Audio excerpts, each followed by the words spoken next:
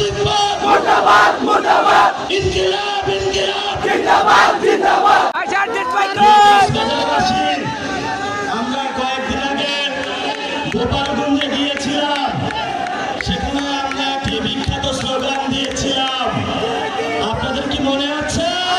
প্রিয় কক্সবাজারবাসী, আগে আওয়ামী লীগের আমলে নারায়ণগঞ্জের বিখ্যাত গডফাদার শামীম ওসমান ছিল। এখন শুনছি কক্সবাজারের মতো গডফাদার শিলং থেকে এসেছে, গ্যার দখল করছে, মানুষের জায়গা জমি দখল করছে, চাঁদাবাজি দখল করছে, আবার নাকি সেই সংস্কার বুঝে না। আমরা বললাম কক্সবাজারের জনতা এই ধরনের সংস্কার বিরোধী, যে পিয়ার বুঝে না, রাজপথে তাদেরকে ঠেকিয়ে দেবে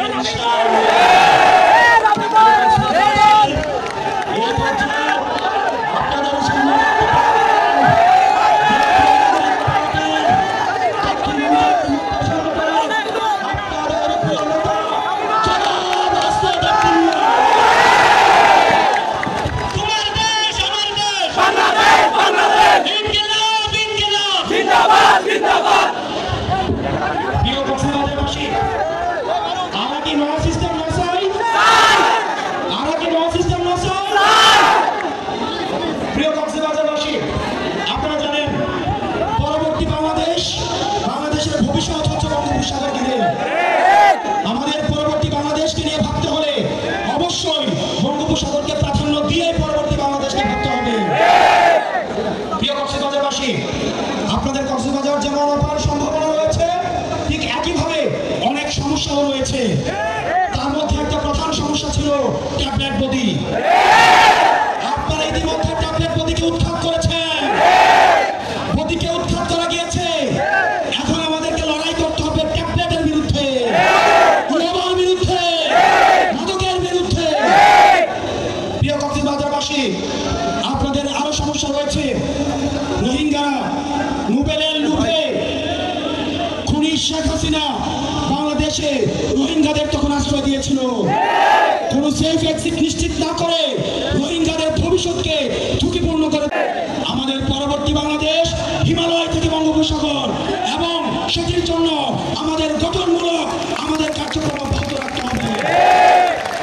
প্রিয় কক্সবাজারবাসী, একই সাথে সাথে আমাদের সমস্যা এবং সম্ভাবনার দিকে যেমন নজর দিতে হবে, একই সাথে সাথে নির্বাচনের বিপক্ষে অবস্থান নিয়েছে। আমরা বিশ্বাস করি রাষ্ট্রের সুসংহতের জন্য, গণতান্ত্রিক উত্তরণের জন্য একটি গ্রহণযোগ্য নির্বাচনের কোনো বিকল্প নয়। কিন্তু এই নির্বাচন যদি হতে হয় তাহলে আগের নিয়মে হওয়া যাবে না।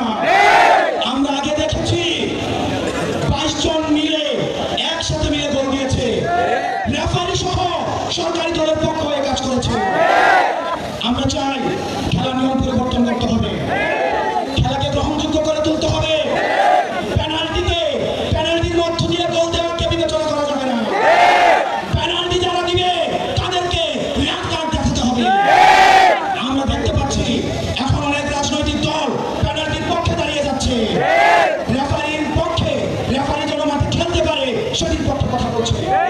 সেটির জন্য আমাদের নির্বাচন কমিশনের পুনর্গঠন প্রয়োজন। সেটির জন্য আমাদের খেলাকে সবার উপযোগী করে গড়ে তোলা প্রয়োজন। প্রিয় কক্সবাজারবাসী, আপনাদেরকে সচেতন থাকতে হবে। আমাদের পরবর্তী বাংলাদেশ বিনির্মাণ করতে হলে আমরা একসাথে লড়াই করতে হবে। ইনকিলাব ইনকিলাব জিন্দাবাদ জিন্দাবাদ মুজিবাবাদ মুজিবাবাদ মুর্দাবাদ মুর্দাবাদ। আমরা এই দেশে এখন নতুন কিছু দরকার আছে, বিচারের সংস্কারের দরকার আছে।